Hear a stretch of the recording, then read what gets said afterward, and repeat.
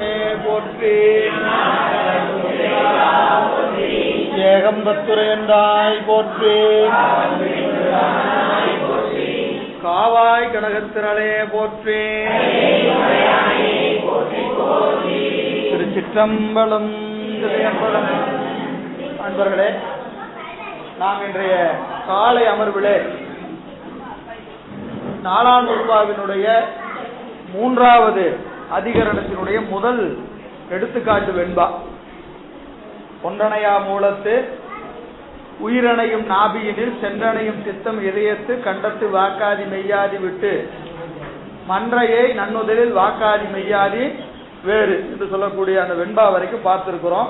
இந்த வெண்பா கேவல அவத்தையை நமக்கு விளக்குகிறது. கேவல அவத்தையில குருடன் ஒன்று மட்டும் இருக்கக்கூடியது மூலாதாரம், உயிர்காற்றாகிய பிராணன் கூடி நிற்பது அந்த உந்தித்தானம், இதயத்தானத்திலே சித்தம் கூடும், கண்டத்துல 25 கருவிகள், புருவ நடுவுல 35 கருவி.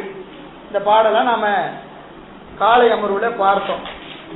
அதன் பிறகு இப்ப கருவி கீழிருந்து மேலே இருக்கிற மேலாள் அவத்தையை இங்க காட்டுறார்.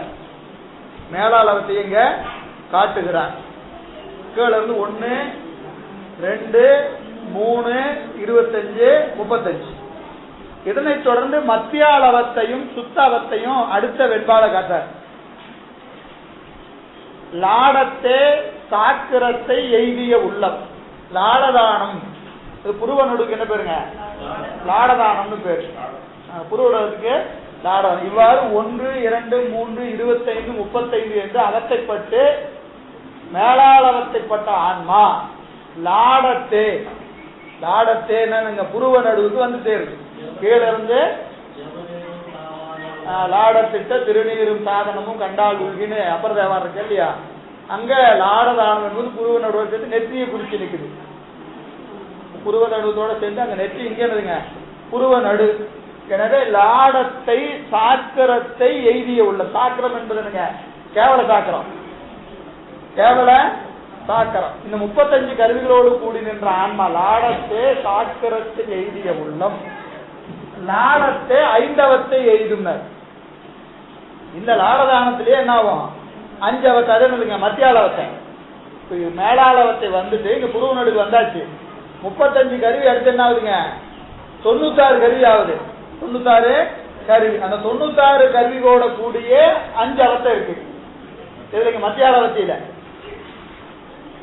நான் சொன்ன மாதிரி என்னதுங்க? சகலத்துல சாக்கரம், சகலத்துல சொப்பனம், சகலத்துல துரியம், துரியாதீதம் என்று சொல்லக்கூடிய 5 அவத்தை. லாடத்தை 5 அவத்தை எய்தும். இங்க புருவ நடுவுலயே மத்தியால அவத்தை அடையும். முத பாட்டு கேவலத்துல 5 அவத்தை. இப்போ மத்தியால அவத்தை ஒரு வரியில சொல்லிட்டார். லாடத்தை 5 அவத்தை எய்தும். அப்புறம் இங்கிருந்து சுத்த அவத்தை அடையும். எப்படின்னா, அவ்வளவு இந்திரியத்து அத்துறைகள் கண்டு, இதற்குரிய கருவிகளை எல்லாம் ஒன்றொன்றா விட்டு புருவ நடுவிலிருந்து இந்த ஆன்மா மேல் நோக்கி செல்கிற ஒரு அவத்தை உண்டு. புருவ நடுவிலிருந்து மேல் நோக்கி செல்கிற அவத்தை. இது எங்கன்னா புருவ நடுவுல இருந்து மேல சகசர தளம். என்ன பேருங்க? 1000 இதழ் தாமரை எங்க இருக்கு? தலைக்கு மேல 12 அங்குலத்துல எல்லாருக்கும் இருக்கு.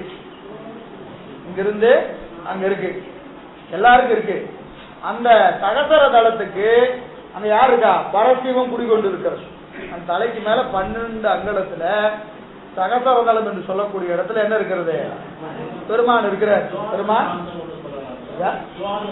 துவார சார்ந்த பெருவழி. துவார சார்ந்த பெருவழி. அந்த துவார சார்ந்த பெருவழியில பரசிவம் இருக்கிறது.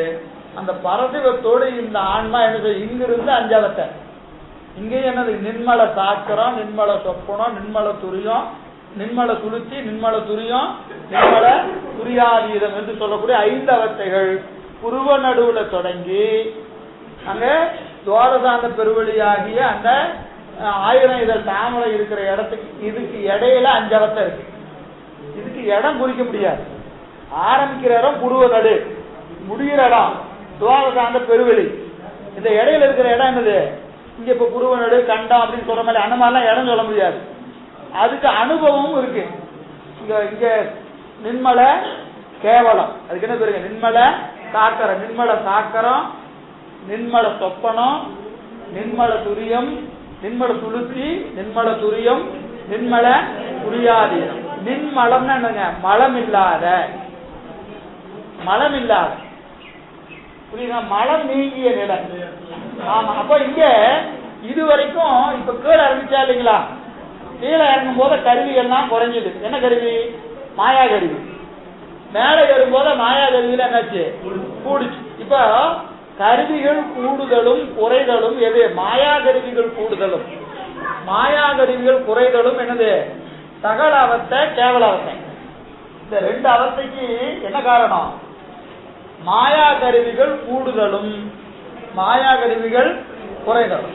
நின்மல அவஸ்தைக்கு திருவருள் கூடுதலும் திருவருள் குறைதலும். அங்க கருவி எதுங்க? திருவருள் தான் கருவி. இந்த கருவியெல்லாம் கிடையாது. புரியுதுங்களா? இங்க இந்த நாம சொன்ன 96 கருவிக்கு அங்க வேலை இல்லை. நிர்மல அவஸ்தையில கருவி எது? திருவருள் தான் கருவி. திருவருள் தான் கருவி. அது விரிவெல்லாம் பின்னாடி வேற நூல்ல சொல்லி இருக்கிறாங்க. அதுக்கான இடம் இது இல்லை. அது பின்னாடி வாய்ப்பு இருந்தா பார்க்கலாம். ஆனா அந்த அவஸ்தை என்னதுங்க? லாடதானத்திலிருந்து மேல எதுங்க? சகசர தலை வரைக்கும். சகசர தலை வரைக்கும் உரிய இடம் 5 இடம். லாடத்தை அவ்வவத்தை கண்டு அத்துறைகள் கண்டு அவ்வவற்றின் நீங்கள் எதை விட்டு நீங்குதுங்க? மாயா கருவிய மொத்தமா விட்டுரும். மாயா கருவிய மொத்தமா விட்டுட்டு திருவருளை பற்றி மேலேறும். திருவருளை பற்றி மேலேறும். அப்போ இங்க புருவ நடுவில் இருக்கிற ஆன்மா, புருவ நடுவில் இருக்கிற ஆன்மா கருவிகளை விடுகிற வாய்ப்பு 2 நேரத்துல இருக்கு. 2 நேரத்துல இந்த ஆன்மா கருவிகளை விடும்.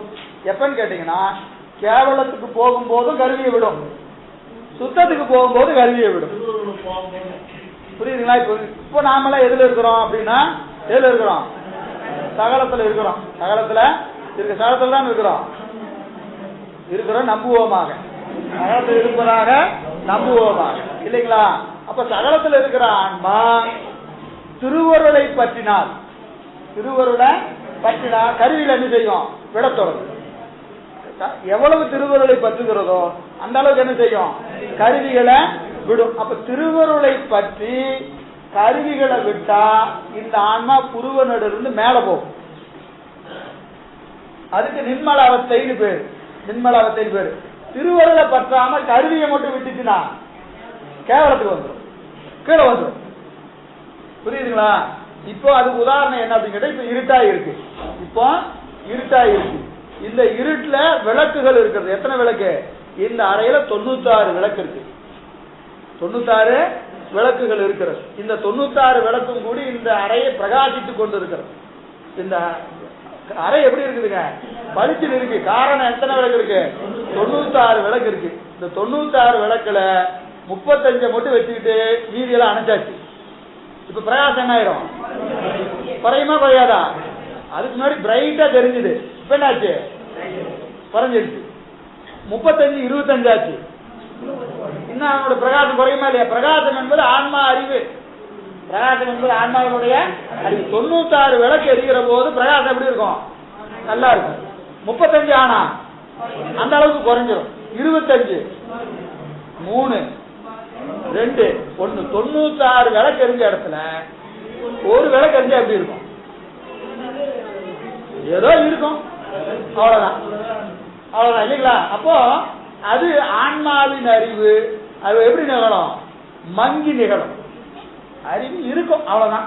இருக்குதுன்னு சொல்லிக்கலாம். ஆன்மாவுக்கும் அறிவு உண்டு. அந்த அளவுல தான் எங்க நிகழும்? மூலாதாரத்துல நிகழும். இதே விளக்கு இப்ப சூரியன் வந்தாச்சு, பளிச்சுன்னு உச்சி வேல் மண்டை குழந்துட்டு இருக்கு.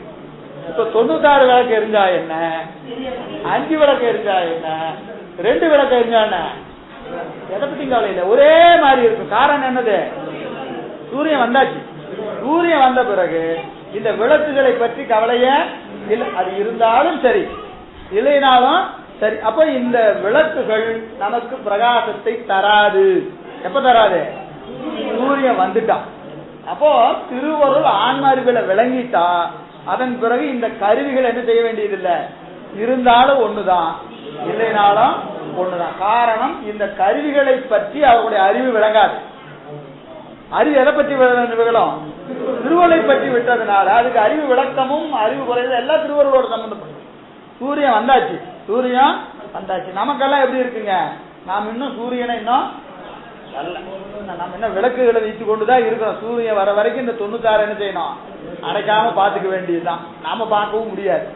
என்ன பிரச்சனைனா 96 அணைக்காம பார்க்கலாமனா நம்ம கையில அதுவும் இல்லை. அதுவா பிரைட்டா எரிக்குது, அதுவா ஸ்லோவா இருக்குது இல்லையா? அது யார் வச்சிருக்கிறா? பெருமான் கையில இல்ல, ஆனால் சுவிட்ச் இருக்கு இல்லைங்களா? எனவே கேவல அவத்தையும் சகல அவத்தையும் மாயா கருவிகளை கொண்டு நிகழும். சுத்த அவத்தை திருவுருளை பற்றி நிகழும். அதுல 5 அவத்தை உண்டு. அதெல்லாம் பின்னாடி நமக்கு சிறப்பு அதிகாரத்துல பார்க்கலாம். 8க்கு மேல பார்க்கலாம்.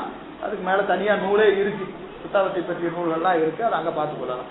எனவே இது இந்த வகையில நமக்கு 4வது நூற்பாவை நிறைவு செய்வோம். சரிங்களா? 2 நூற்பா இருக்கு, 2 வெண்பா இருக்கா இல்லையா? ஒன்னு கேவலம், ஒன்னு சகலமும் சுத்தமும் சொல்லி இருக்கிறார். அடுத்து 5வது நூற்பா. 5வது நூற்பா பசு இலக்கணம்.